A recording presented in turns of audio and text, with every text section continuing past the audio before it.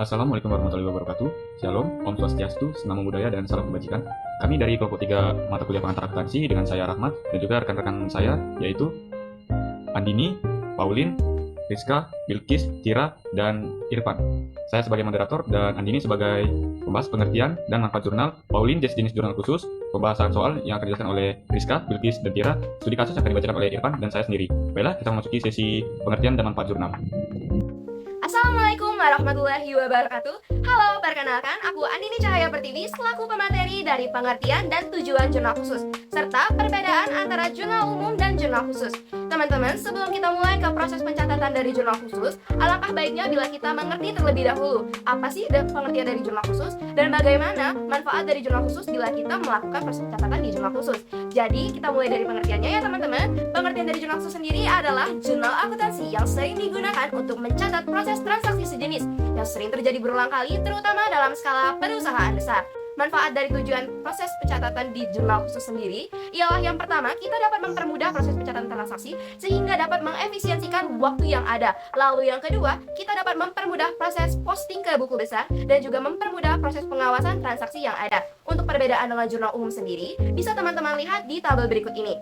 Bila jenis transaksi seperti penjualan rutin, pembelian rutin, penerimaan kas rutin, dan pengeluaran kas rutin masing-masing berjumlah 50, 30, 20, dan 25, maka proses pencatatan akan dilakukan di jurnal khusus dengan jenis masing-masing sebagai berikut seperti penjualan, pembelian, penerimaan kas, dan juga pengeluaran kas. Namun, bila jenis transaksi seperti setoran modal dan juga penyesuaian akhir bulan masing-masing berjumlah 1 dan 2, maka proses pencatatan akan dilakukan di jurnal umum.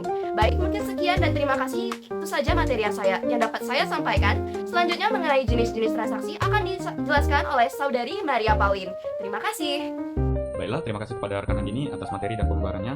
Baiklah, kita sekarang memasuki ke sesi jenis-jenis jurnal khusus yang akan disampaikan oleh rekan Pauline. Selanjutnya ada jenis-jenis jurnal. Yang pertama ada jenis jurnal pembelian. Jurnal pembelian ini digunakan untuk mencatat semua transaksi pembelian barang atau jasa yang dilakukan secara kredit. Jurnal ini juga membantu perusahaan dalam mengelola dan memantau kewajiban kepada pemasok.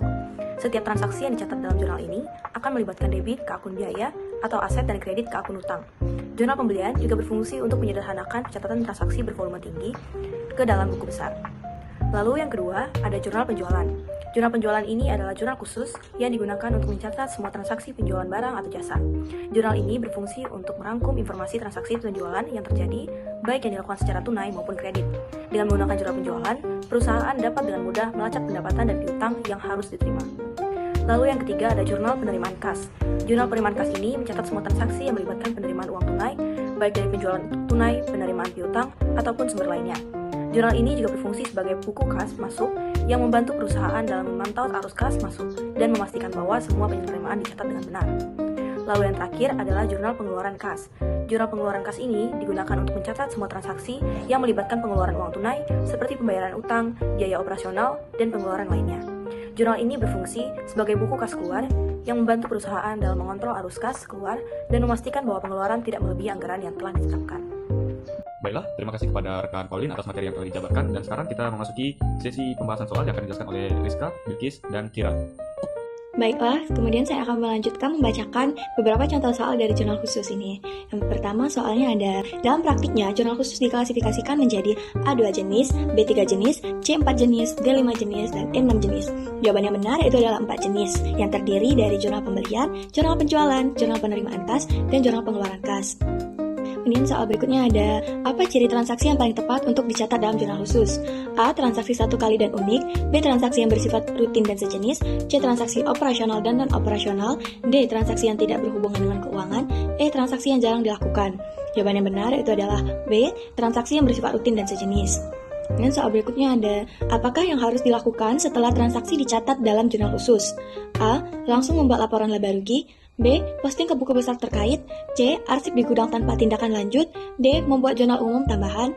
E. Membuat laporan ekuitas pemilik. Ya, jawaban yang benar adalah B. Posting ke buku besar terkait. Baiklah, mungkin itu saja. Terima kasih.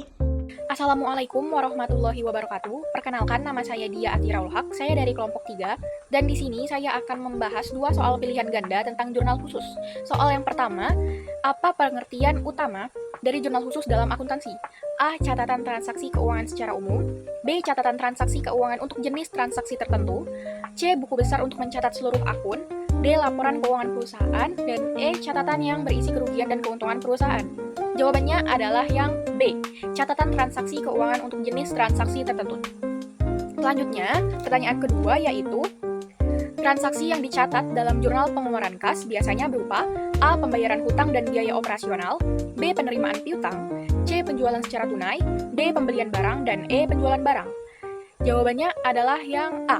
Pembayaran hutang dan biaya operasional. Gitu soal Excel ya teman-teman.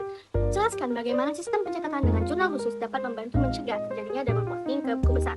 Jadi, dalam jurnal khusus, transaksi yang sejenis dikelompokkan dalam kolom tertentu. Misalnya kolom piutang usaha, penjualan, persediaan, utang usaha, dan lain-lain.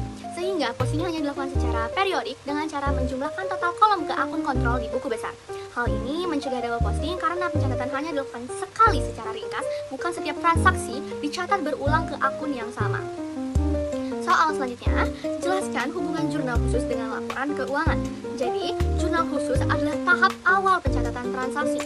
Data yang dicatat dalam jurnal khusus kemudian diposting ke buku besar, disusun dalam neraca saldo, dan akhirnya digunakan sebagai dasar dalam penyusunan laporan keuangan. Jadi, jurnal khusus membantu memastikan bahwa laporan keuangan akurat dan transaksi rutin tercatat dengan baik. Soal selanjutnya, yang terakhir, sebuah perusahaan membeli perlengkapan kantor secara kredit sebesar Rp2.500.000 dan juga membeli barang dagang secara kredit Rp7.500.000. Bagaimana pencatatan dalam jurnal khusus?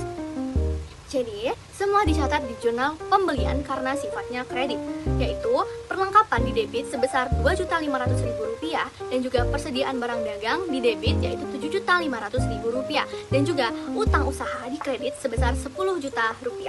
Baiklah, terima kasih pada rekan-rekan saya materi pembahasan soal, dan kita kini tiba di pembahasan studi kasus yang akan dibawakan oleh rekan Irfan dan saya. Baik, terima kasih atas kesempatannya. Sebelum kita masuk ke pembahasan studi kasus, aku mau ngasih tips sedikit nih, gimana cara teman-teman untuk menganalisis transaksi-transaksi itu untuk dimasukin ke dalam jurnal khusus. Karena jurnal khusus kan ada 4, nggak sembarangan nih dimasukinnya.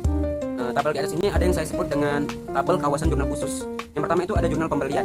Nah, jurnal pembelian ini hanya mencatat pembelian barang dagang dan bukan barang dagang yang secara kredit, kawan-kawan. Harus garis bawah ini secara kredit. Yang kedua, jurnal penjualan. Jurnal penjualan hanya mencatat penjualan secara kredit. Yang ketiga yaitu jurnal pengeluaran kas. Jurnal pengeluaran kas ini mencatat pembelian barang dagang secara tunai, pelunasan utang dagang, dan pembayaran beban lainnya. Yang terakhir yaitu jurnal penerimaan kas yang mencatat penjualan barang dagang secara tunai, pelunasan piutang dagang, dan perolehan pendapatan lainnya. Nah, jadi di situ bedanya.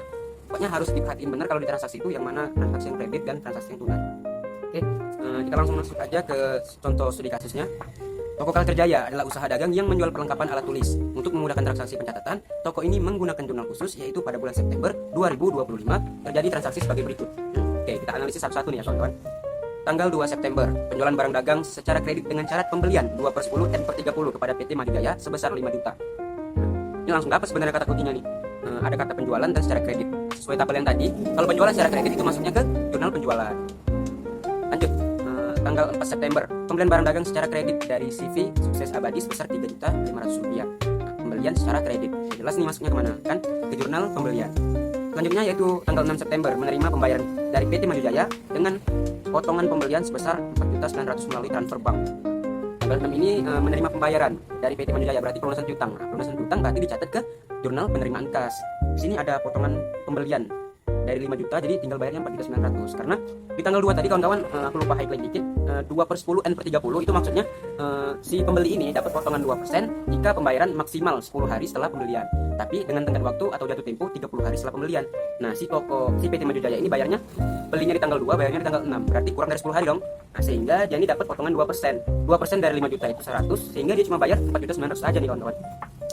Lanjut ke tanggal 10 September, membayar utang kepada CV Sukses Abadi sebesar 3.500.000 secara tunai. Pembayaran utang. Dan ini nanti masuk ke jurnal pengeluaran kas karena pembayarannya secara tunai. Yang terakhir yaitu 15 September, penjualan barang dagang tunai sebesar 2 juta. Penjualan barang dagang. Penjualan tapi secara tunai. Sehingga ini transaksinya kita masukin ke jurnal penerimaan kas. Oke, langsung aja nih ke bentuk tabelnya. Nanti kawan-kawan perhatiin aja cara masukinnya. Yang pertama itu jurnal penjualan. Ada tanggal, nomor faktur, keterangan, syarat pembayaran, referensi, piutang dagang, dan penjualan. Nah, harus di highlight di bagian syarat pembayaran ya, jangan sampai nggak tercatat. Ini ada syarat pembayaran 2/10 N/30. Kemudian di kolom debitnya ada piutang dagang dan di kreditnya ada penjualan. Selanjutnya yaitu jurnal pembelian. Ada tanggal, nomor faktur, nama kreditor, syarat pembayaran, referensi debit kredit. Nah bedanya, kalau di jurnal pembelian ini, di kolom debitnya itu kawan-kawan ada yang namanya kolom serba-serbi. Kenapa? Karena jurnal pembelian ini nggak hanya mencatat pembelian yang secara kredit aja, nggak mencatat pembelian barang dagang aja, maksudnya ada pembelian bukan barang dagang. Nah akun serba-serbi ini bisa aja nanti perlengkapan atau peralatan dan lain sebagainya yang bukan barang dagang. Selanjutnya yaitu ada jurnal penerimaan kas. Formatnya ada tanggal, nomor faktur, keterangan, referensi, debit, dan kredit. Nah, kalau di jurnal penerimaan kas ini kawan-kawan, di kolom debitnya itu ada kas dan potongan penjualan jika ada. Dan di kreditnya itu ada penjualan, piutang dagang, dan akun serba-serbi.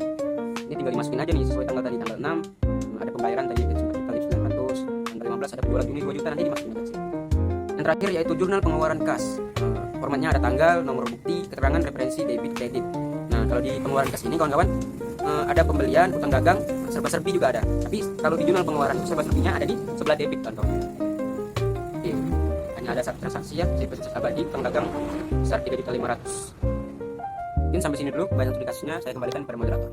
Baiklah, kita mengambil contoh studi kasus yang keempat dari PT Cahaya Mulia.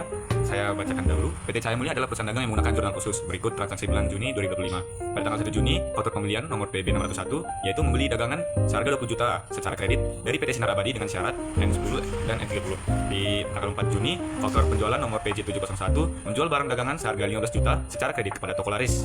Pada tanggal 8 Juni, membayar ongkos angkut pembelian pada harga 1.500.000 secara tunai. Pada tanggal 10 Juni, PT Cahaya Mulia melunasi utang kepada PT Sinar Abadi dan mendapat potongan. Pada tanggal 12 Juni, toko laris membayar piutang kepada PT Cahaya Mulia, diberi potongan. Pada tanggal 18 Juni, faktur penjualan nomor PJ 702 menjual barang dagangan seharga 8 juta secara tunai. Dan di tanggal terakhir, yaitu di tanggal 25 Juni, membeli perlengkapan kantor seharga 2 juta secara tunai. Baiklah, mari kita buat jurnal khusus berdasarkan transaksi tersebut. Yaitu kita akan membuat yang pertama, yaitu adalah jurnal pembelian periode Juni 2025 per tanggal 1 Juni 2025. Nomor fakturnya yaitu PB 601. Nama kreditornya kita menggunakan PT Sinar Abadi. Syarat pembayarannya yaitu N-10 sampai ke N-30. Rekeningnya kita kosongin. Dan di kolom debit yaitu ada di pembelian kita masukin harga 20 juta. Serba-serbinya rekening kita kosongin, rekening kita kosongin, jumlahnya juga kita kosongin. Dan di kolom kredit yaitu di bagian utang dagang kita masukin harganya tersebut lagi seharga 20 juta. Lalu setelah di jurnal pembelian kita masukin tabel yaitu jurnal penjualan per tanggal 4 Juni 2025. Nomor fakturnya PJ 701. Keterangannya itu yaitu toko laris, syarat pembayarannya kita kosongin, revenue kita kosongin, piutang dagangnya yaitu D, kita masukin harganya berupa 15 juta, yaitu disingkat D, dan penjualan kita singkat K, kita masukin juga harganya 15 juta, jumlahnya 15 juta.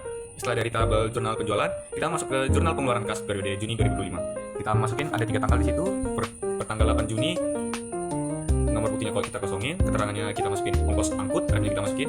Nah di kolom debit ada di bagian pertama pembelian kita kosongin, di bagian utang dagang kita kosongin, di serba-serbi di bagian akun kita tulis beban angkut, revenue kita kosongin, jumlahnya kita masukin 1.500.000. Dan juga di kolom kredit di bagian pertama yaitu kas kita masukin 1.500.000, di pembelian kita kosongin. Di pertanggal 10 Juni 2025 kita masukin keterangan yaitu PT Sinar Abadi, revenue kita kosongin, debitnya ada 4 kolom, pembelian kita kosongin, utang dagang kita masukin harganya 20 juta rupiah, serba-serbinya di akun kita kosongin, revenue kita kosongin, jumlahnya juga kita kosongin, jadi tidak kita isi sama sekali. Dan di bagian kredit kita isi 19.600.000 dan pot pembeliannya 400.000. Dan di tanggal 25 Juni 2025 kita masukin di keterangannya berupa pembelian perlengkapan. Revenue kita kosongin, debitnya kita kosongin di bagian pembelian, utang dagangnya kita kosongin, dan kita masuk ke kolom serba-serbi. Di bagian akun kita masukin perlengkapan, revenue kita kosongin, jumlahnya kita isi 2 juta, dan kita masuk ke kolom baru yaitu kredit, kasnya kita kosongin, pot pembeliannya kita isi 2 juta. Lalu kita masuk ke bagian terakhir yaitu jumlah.